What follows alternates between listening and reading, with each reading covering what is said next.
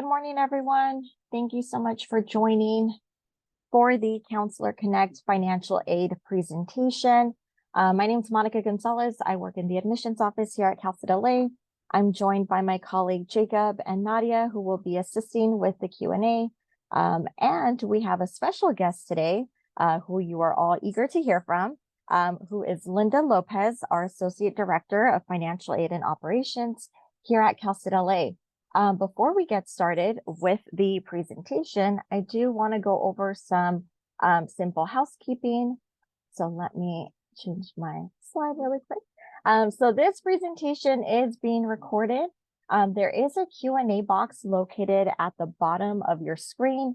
So if you do have any questions along the presentation, please feel free to drop in your questions. We will be answering them or waiting for our expert, Linda, to answer the questions. Some of them may be answered live. And then just so you know, the video and chat features have been disabled for this webinar. Okay, Linda, so we are ready to go ahead and hear the wonderful information you have to share with us. So I will stop sharing my presentation so that you can go ahead. Good morning, everybody. Linda Lopez. I'm Director of Financial Aid and Scholarships at Cal State LA. And the purpose of my presentation this morning is to share just relevant information regarding financial aid and scholarships, and more specifically, FAFSA simplification. For those of you who joined the last time I facilitated the presentation, I will cover some of the same information, but also, unfortunately and fortunately, there aren't that many changes since we last met. But before I continue, I want to just go over some basics of what exactly is FAFSA simplification for those of you who are joining for the first time. For the past 3 to 4 years, the Department of Ed has implemented several changes to improve the financial aid application process. Long story short, they redesigned the entire process, the application, the formula that they've been using to determine eligibility. For those of you who have been in this process for a while, like a few years ago, they removed the selective service question. They also removed the drug conviction question from the financial aid application. And all of those different changes were part of FAFSA simplification. Effective 24-25, the complete overhaul is here, or it should have been here, which means that the process was, in theory, supposed to be easier and just easier overall for students and families, right? We know now, 2 months after the application launched, that this has not been the case, right? And students are undergoing a few changes and a few challenges that I will explain and provide some details for. But our understanding is also that the California DREAM Act application will also undergo similar changes and some of the improvements for the 24-25 academic year.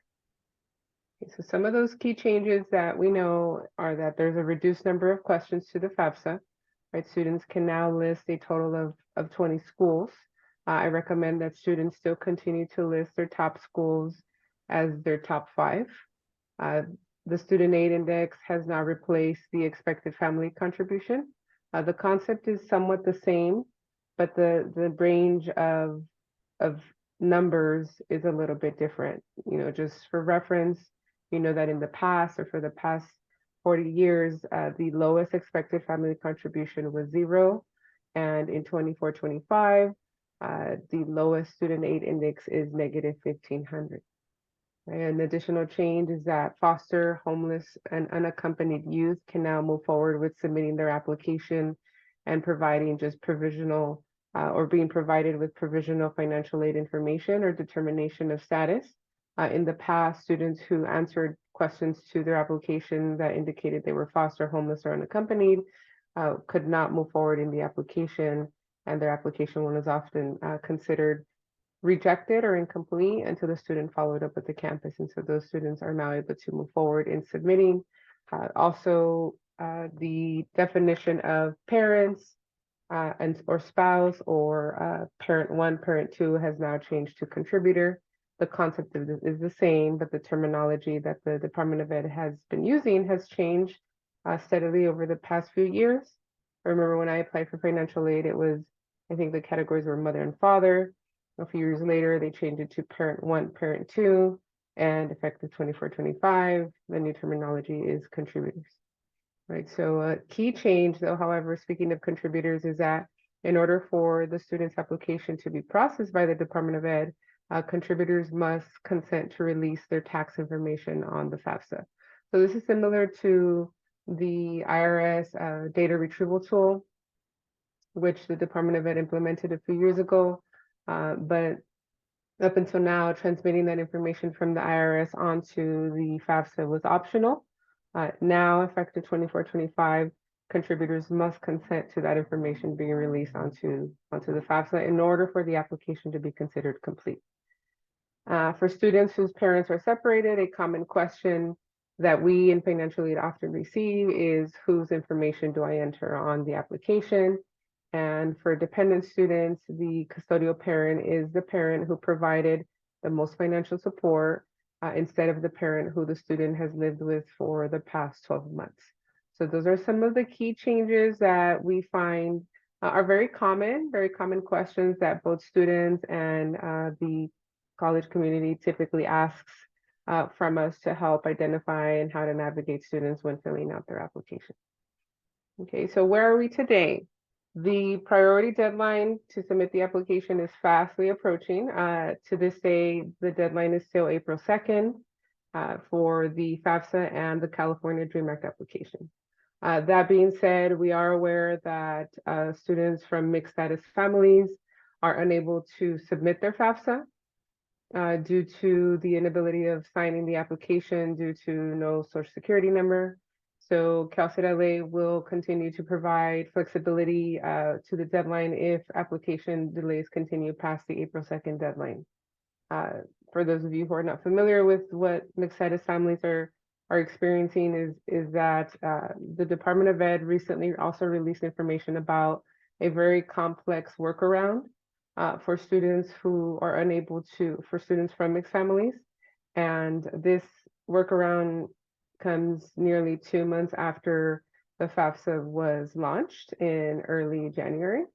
And we are aware of that. The last I heard from the Department of Ed is that they being the Department of Ed, was going to release an update in early to mid-March.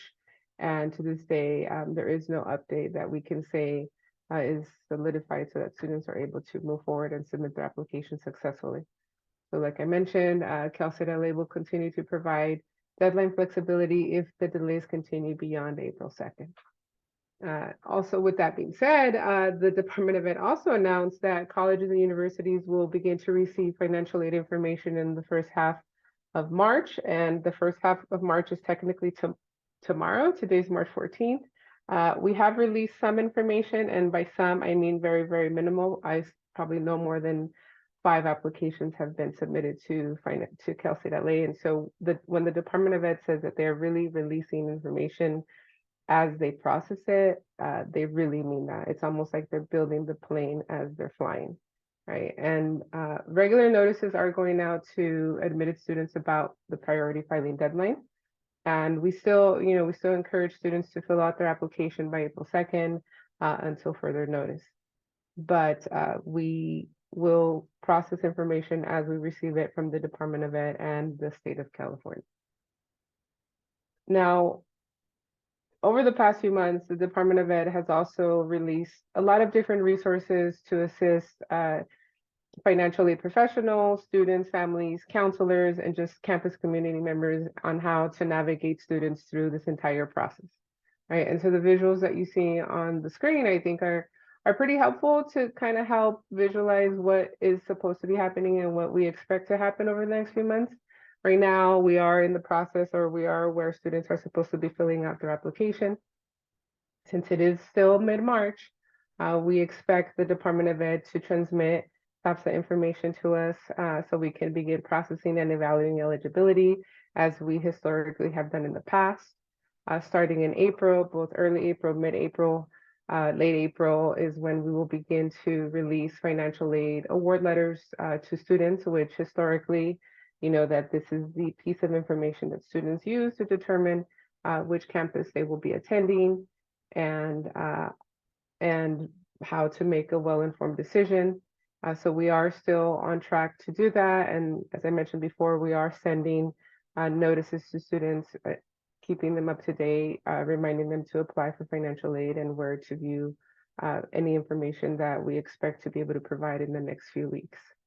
And then a quick checklist on how to just navigate and how to redirect students both to the existing resources that are available and how to answer some of those questions that perhaps students are asking you that you're unable to answer for a number of reasons. The Department of Ed or the studentaid.gov continues to be the recommended resource.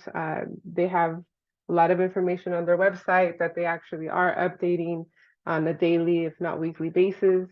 We visit the website often, and it's where we recommend that students and all educators refer to for further notice. Also, in case you're not familiar with studentaid.gov, like I mentioned, they are available both through social media, on YouTube. They've done a really good job of developing videos, quick 2-3 minute videos on how to answer some of those difficult questions.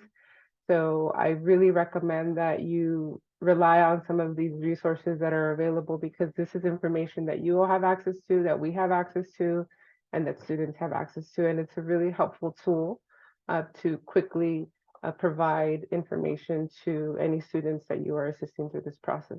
Just a quick plug for YouTube on how to direct students to some of those videos as well. So this is information that we are relying on as well. Okay, so unusual circumstances. We know that not all students come from traditional homes where they are able to provide parental information, both contributors or mother, father, or parent one, parent two.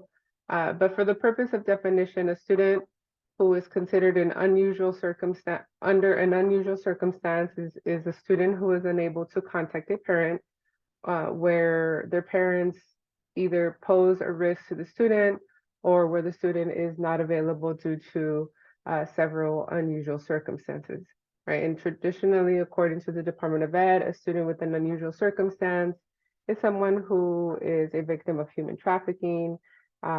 They are in an asylum status, or they experience parental abandonment or incarceration, right? So this has always been how the Department of Ed considers unusual circumstances. But we know that not all students qualify or fall under that specific category. And for those reasons, they are unable to provide parental information. Students who will continue to qualify as independent if they fall in any of these other categories still remains. This is existing criteria that has not changed, and they will continue to remain as independent students. So this points to some of the information I shared at the beginning on how traditionally historically actually, these students could not proceed in the application process because they were unable to provide parental information and they are under the age of 24. And so now the Department of Ed has changed their formula to provide at least provisional financial aid eligibility to this population of students so that they could make a well-informed decision when their financial aid award letter is provided by the campus of their choice. And so what does this mean? How are these students benefiting from this change? Is that, so in the past, or actually every year, any student needs to apply for financial aid, right? Any student that wants to be considered for financial aid needs to reapply. And depending on the campus, students need to resubmit their documentation that they previously submitted to the campus annually in order for them to be reconsidered as an independent student, right? So students who indicate on their financial aid application that they have an unusual circumstance, if their unusual circumstance is approved and they are granted as an independent student, they will no longer need to continue to provide parental information, right? So that information will roll over every year, and the student will no longer need to provide that information to the campus because it will be actually tied to their financial aid application, right? So these students had to reappeal in the past, which sometimes, depending on the type of documentation that the student had to submit, they would lose their documentation, and as a result,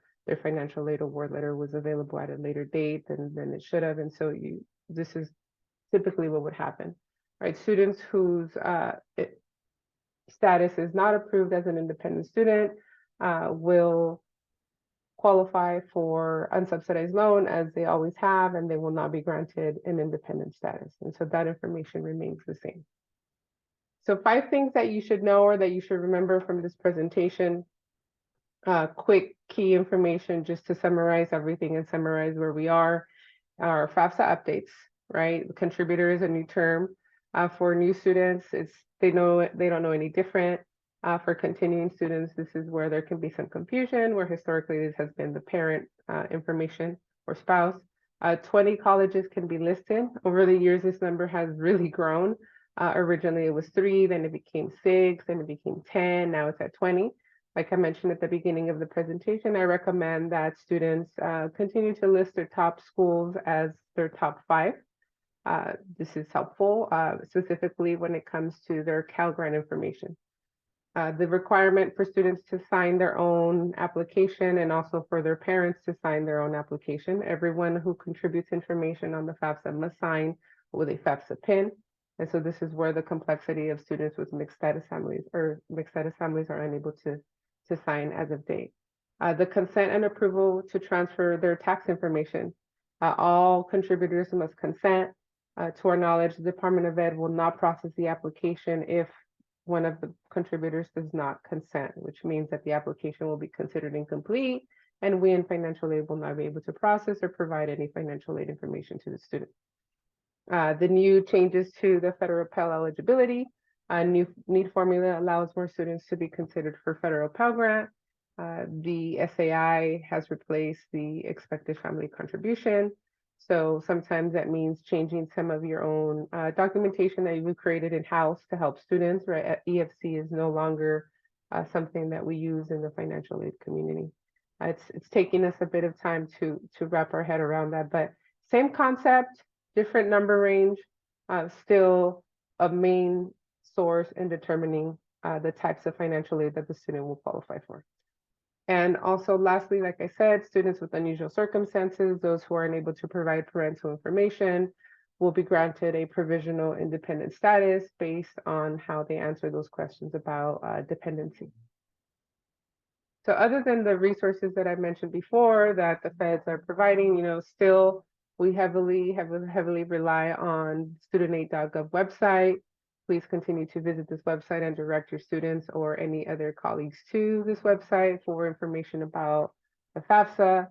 And also, if you have any questions about the California Student Aid Commission, you can direct your questions or your students there directly. These are the 2 trusted sources that we recommend you follow or just rely on for streams of information. Okay. And then also we have our own simplification webpage where we post information as it becomes available. So if you wanted to just share this information with other folks, please feel free to do so. This is what we call our simplification webpage. We also have a list of FAQs that we try to keep updated to help answer some of these questions that we know students are experiencing and how to, our goal is to navigate the students through the process. And that concludes my presentation. So now we can take questions. Yes, thank you so much, Linda. So you do have a few questions in the chat. Okay, so the first one, it says, I know this will come up later, but this morning on the chat, we were told that there was now no way to get a case number on the chat and that you had to call. Is this true? It is nearly impossible to get through on the phone, and I still have 60 seniors in limbo because their parents don't have an SSN. Yeah, so I'm not too familiar with the chat. I assume you're referring to the Department of Ed chat. And that is correct. You need to continue to contact the Department of Ed for a resolution. I think this one's similar. This morning we tried to use the chat to ask for a member number to verify a parent's identification by the attestation form. The chat person said that they can't do that anymore. We need to call. Is this true now? That's pretty much the same thing, right? It's the same thing. Yeah. And for any questions related to any of the information that I shared, you will need to contact the Department of Ed directly. That is true, and that is unfortunate. And the FAFSA community of professionals, this National Association of Financial Aid Administrators has, for what it's worth, has suggested improvements to the Department of Ed. And one of them has been to create a hub of information where folks like ourselves in financial aid and just educators like yourselves can contact and answer some of these questions that you all have for the students that you are serving. Absolutely. Thank you. Okay, the next one. Parents without socials get verified but cannot see their child's FAFSA application. How do we work around that? Parents without socials who get verified but cannot see their child's FAFSA application. Okay, so in my previous presentation, at that time, that was a known issue identified by the Department of Ed where it's sequenced, right? So the student is the applicant and they need to submit their information first before the contributor can access any of the information. So depending on how folks are filling out the FAFSA, if the parent cannot see the child's FAFSA because the child has not filled out their portion, they cannot see that information. And there is no error message that is provided to the student or the parent. So my recommendation is that the student fills out their section first because they are the student and they are the applicant. Then the parent fills out their section, including the identity verification that they need to go through if they don't have a social, and then the student continues with the rest of the information, not the parent. Should we advise our students with undocumented parents to submit a paper FAFSA? No, I don't. No, I don't recommend that. I think that the feds have done a really good job, despite the challenges that we are currently experiencing. They have done a good job to streamline all of this information and make it available virtually to all students so that the number of paper FAFSA submissions are reduced. So I would recommend that you stick to the online submission rather than the paper submission. Got it. Okay. Next question. How does the new formula help more students be eligible for Pell Grants? I have not seen a difference for middle-class families.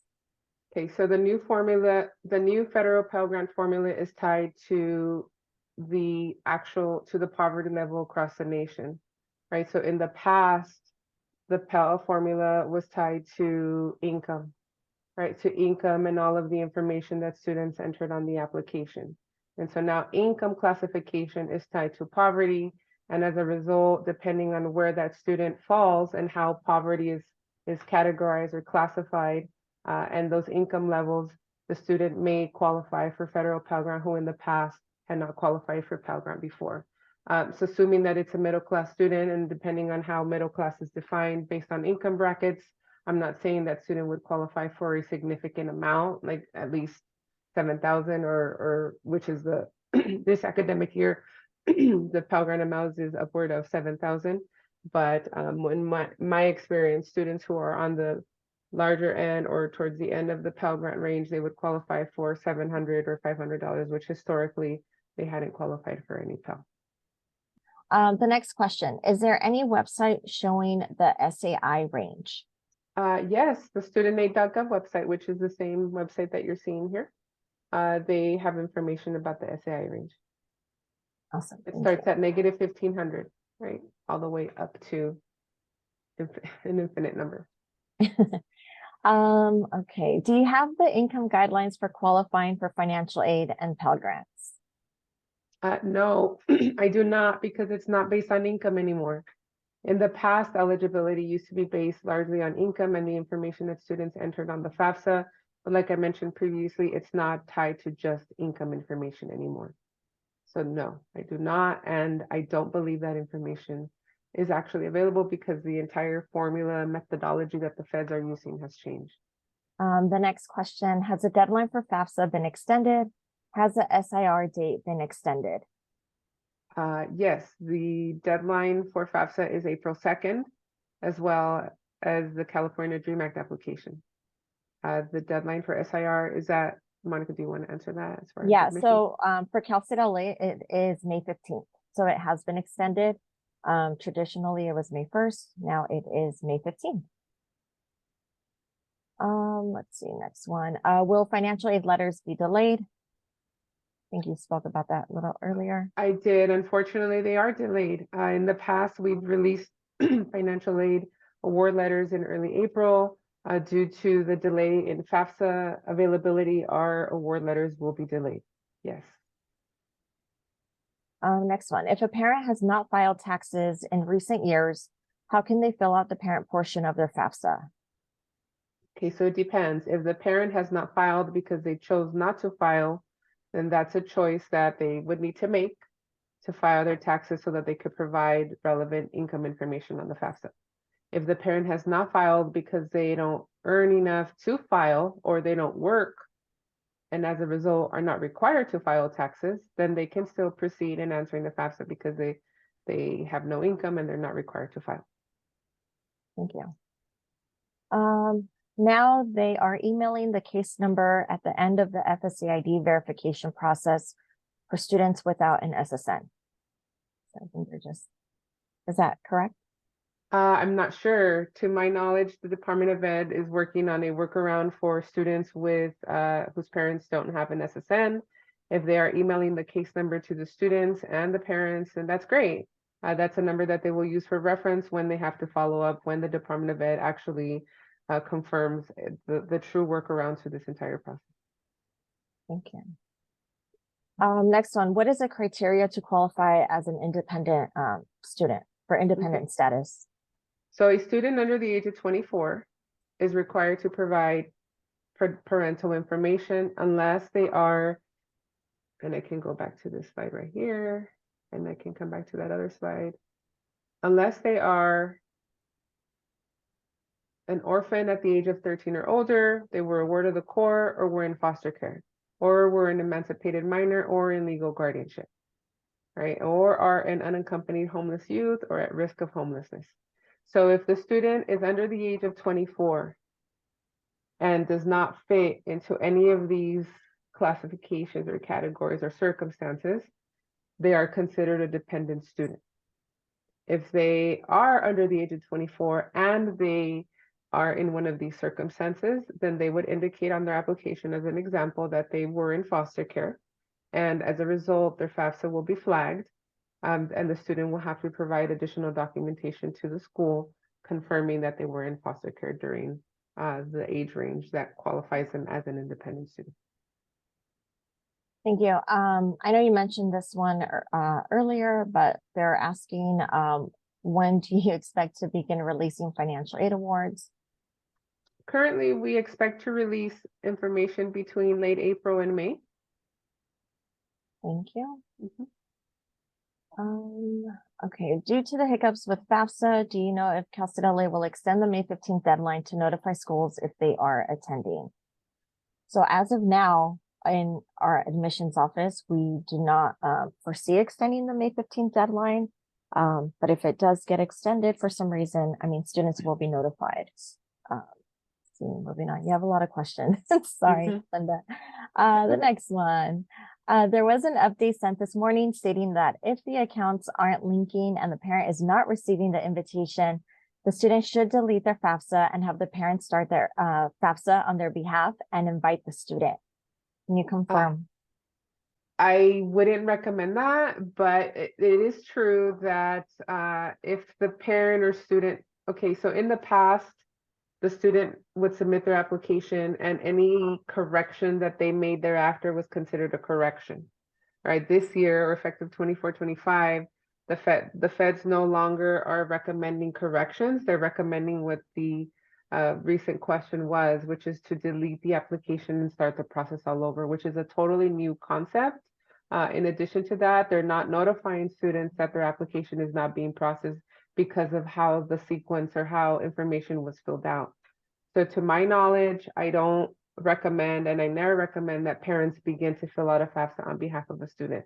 No, the student should be the one to fill out the FAFSA first, and then invite their parent to provide the information after the student has done so. Thank you. If a student has submitted a paper application, would it create a conflict to try and submit online?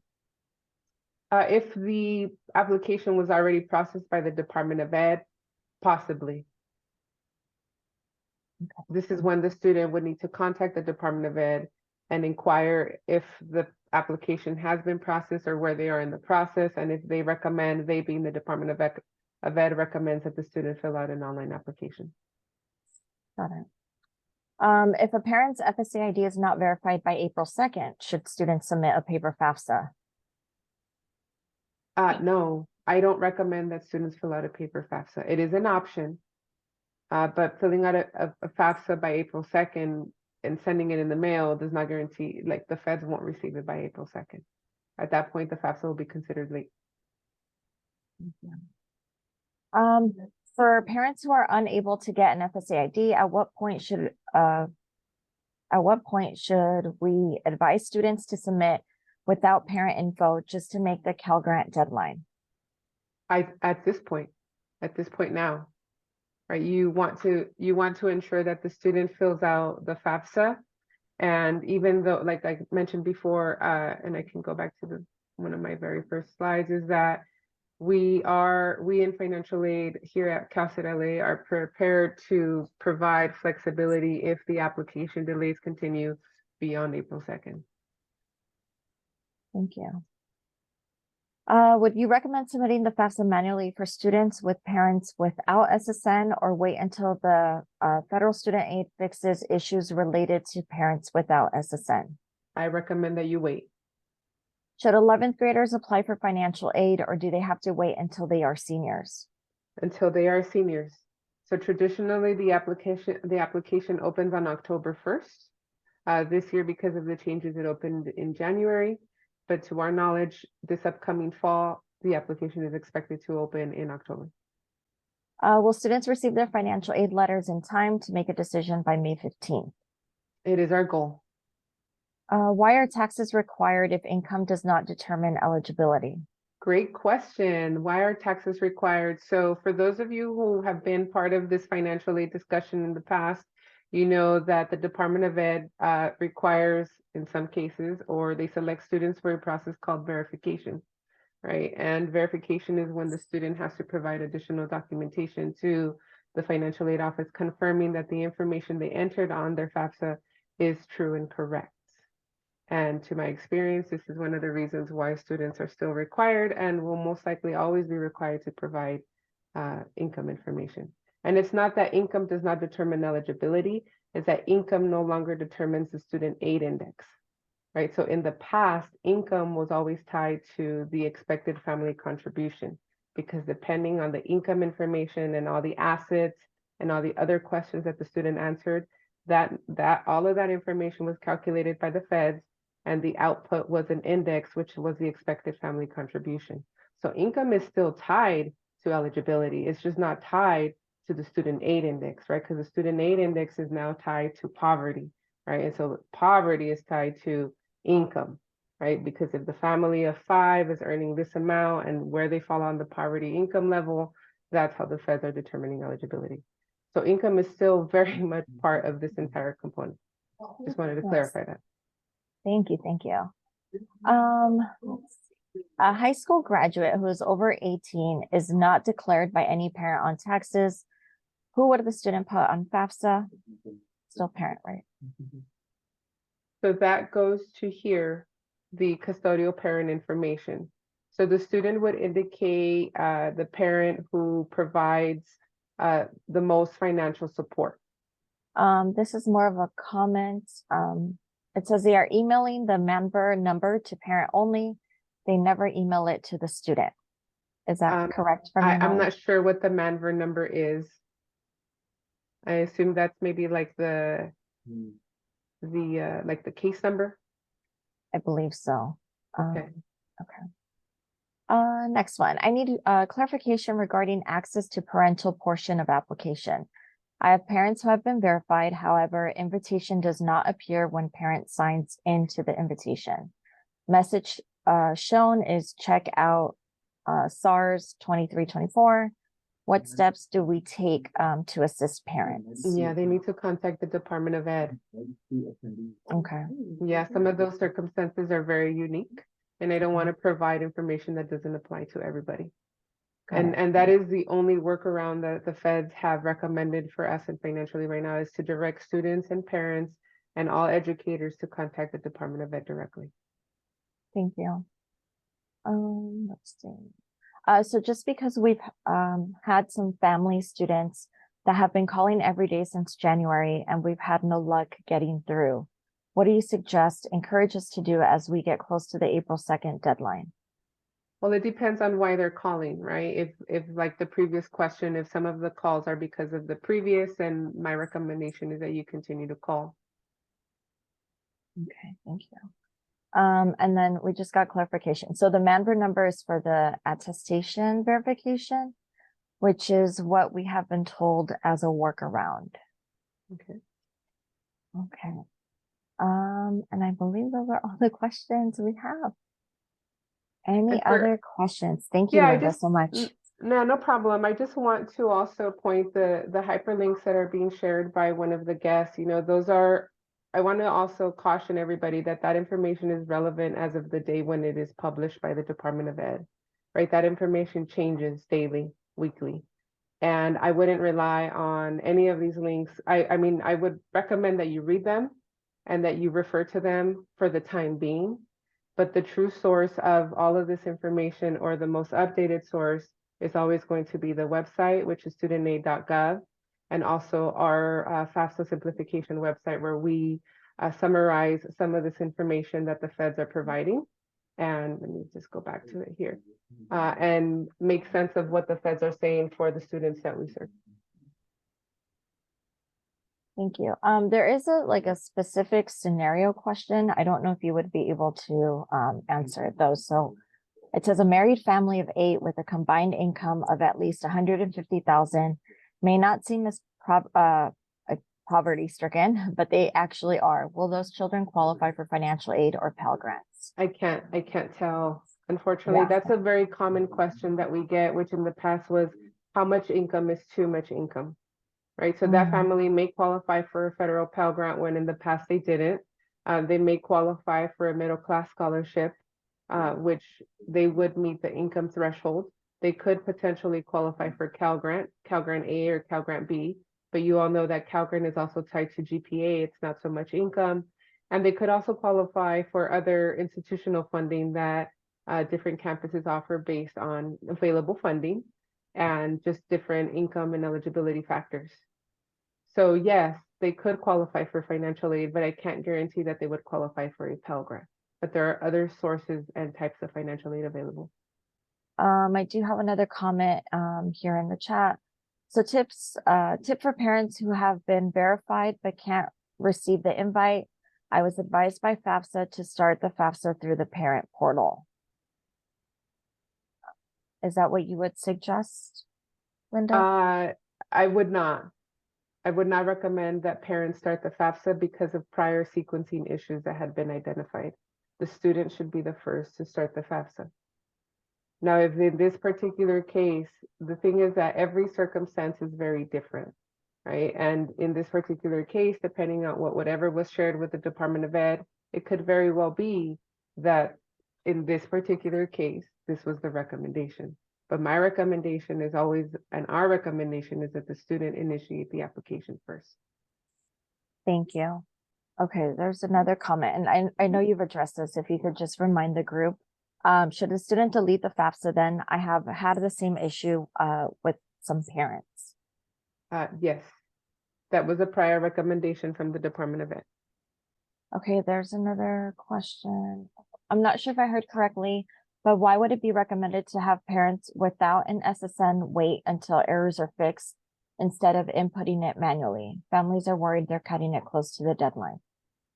Okay, so entering it manually means, I assume, filling out a paper FAFSA and sending it in the mail.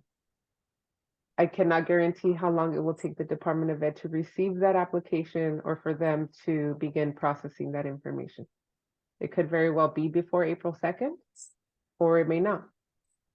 Right, so if the feds identify a workaround or a true resolution before April 2nd, I'm going to recommend that students fill out their application online rather than sending a paper application. Thank you. Okay, so they did clarify, so not through the paper, but inputting the numbers manually into the application. Is that something you would recommend? Inputting the numbers manually. The numbers manually, meaning that I'm not sure which numbers they're referring to. Oh, If maybe it's I'll the see. income information, yes, you can enter that. If it's the green card information, you can do that. Yes. Um, so input manually means the student is filling out the parent section through their account and submitting. Oh, And then it says on yes, behalf of the, income information. okay, yeah, you can enter that information manually, yes. Let's see. But the contributor will still need to consent. Right, so that goes back to the question about consent. If the contributor, which in this case would be the parent, does not provide the consent, then that application will not be processed by the Department of. There's another question. How does a student delete their FAFSA to start over? Well, they would need to log on to the FAFSA portal. And I don't have those specific instructions with me right now, but I'm almost positive that that information is available through the actual FAFSA submission portal where they have the option of deleting their application. I believe that is it. Okay. So thank you again. We will go ahead and return everyone some time to check on some emails or keep working with students regarding financial aid. But thank you again to everyone that joined, and thank you, Linda, for sharing updates and sharing those resources with everyone, and just clarifying a lot of these common questions that our counselors are dealing with. And thank you, counselors, so much for everything that you do as well in helping students navigate all these changes with financial aid. So again, thank you so much on behalf of us in admissions. Thank you again, Linda, and to our attendees, and we hope you all have a wonderful day. Thank Thank you. you. Have a great day. Bye-bye.